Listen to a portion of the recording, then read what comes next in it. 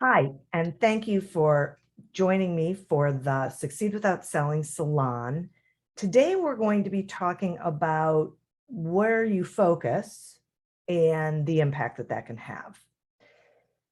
One thing that I hear a lot from small business owners and salespeople is they've got a prospect that they are trying to, you know, cinch the deal, and the prospect isn't moving.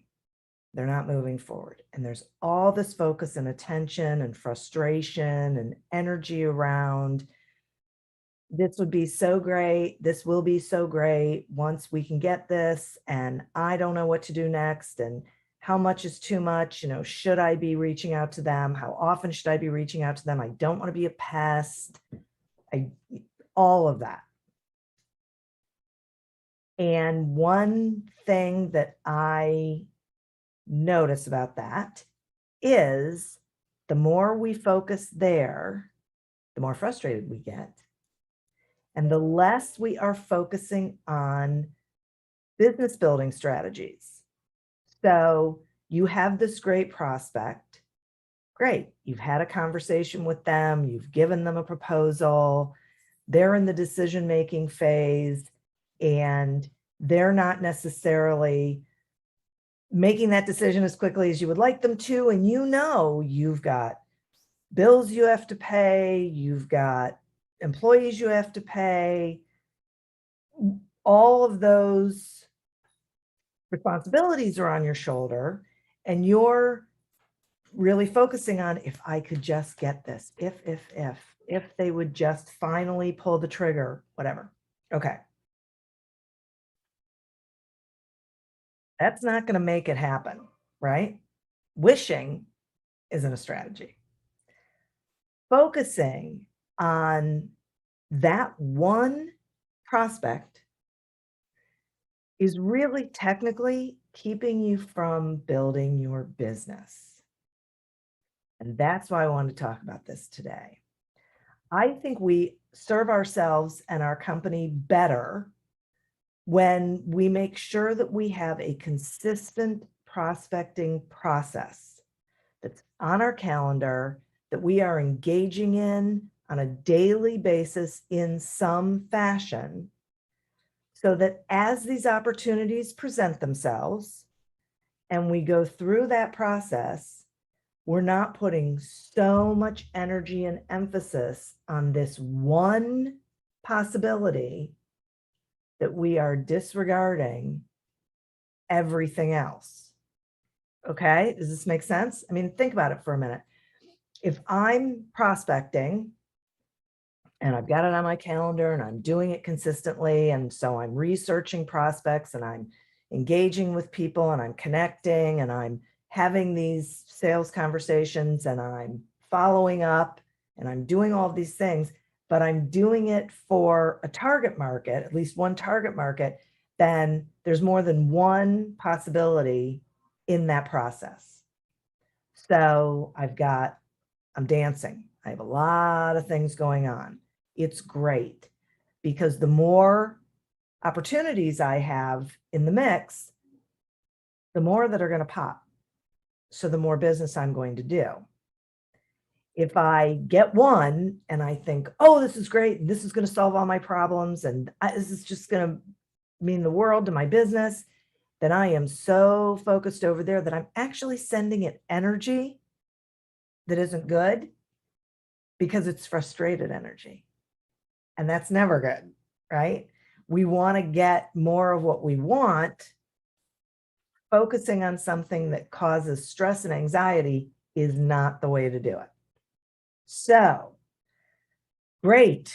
You have this possibility, you have this opportunity. Create a system for continuing your outreach. I'm going to add another tactic that I think works really well that we don't necessarily think about, but keep that on the calendar, that you're going to keep connecting with them, and at the same time, continue to prospect to new possibilities.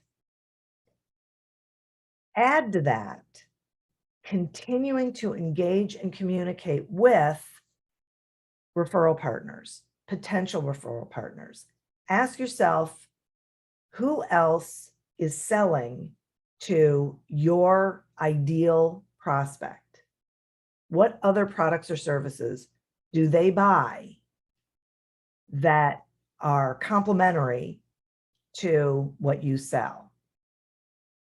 And engage in a relationship building process with people in those industries so that both of you can be using each other as resources. And what I mean by that is this: when I know other business advisors, quite frankly, other people in my industry who I trust and respect, when I know business bankers who I trust and respect, business CPAs who I know and respect, and there's more, but I'm going to leave it just to those. And I'm building those relationships and I'm continuing to nurture those relationships with them. They know and respect me. I know and respect them. So as I'm out having conversations with potential clients, with people I'm networking with people I'm just meeting, and I hear about things that they need, I can provide those resources to them. I can say, I know someone who I respect greatly. Would you like me to make an introduction? All right. I've just increased my value to that person who I'm talking to. It's also giving me other reasons to have conversations with the people in my orbit. Okay. And they're doing the same thing for me. All of these require consistent activity, consistent nurturing and relationship building over time, and being aware of what's going on with the various companies and individuals that you have in your network, in your community. Okay. So we want to continue doing relationship building all around our business, not just solely focused on prospects.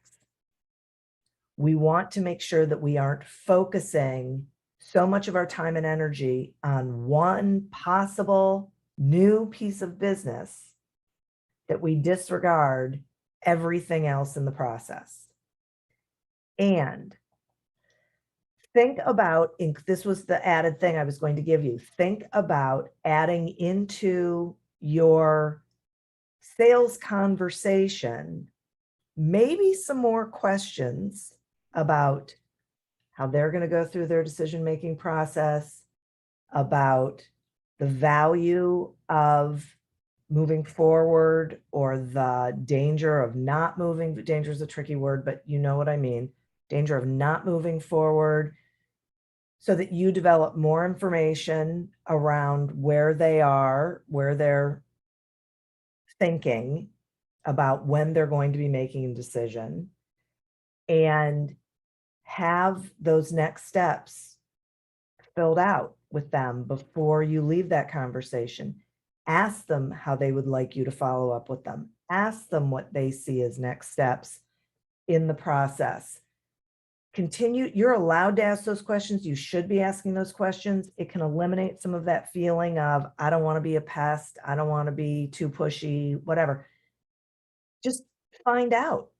That's really respectful to say, listen, I don't want to over communicate and I don't want to under communicate. So can you share with me, give me an idea of what you're thinking as far as when you're going to be making a decision, or if there's more information you need from me, how you'd like me to follow up, all of those things.